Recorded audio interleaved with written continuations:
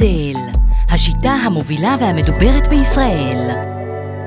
אור ירוק, 525 ננומטר, מרגיע את האור ותורם להקלה ומאט את פעילות המנלוציטים, האחראים על ייצור מלנין, עובד באפידרמיס התחתון.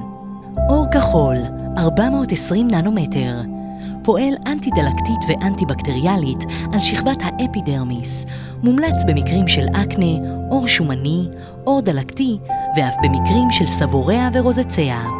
אור אדום, 630 ננומטר, מגביר את זרימת הדם,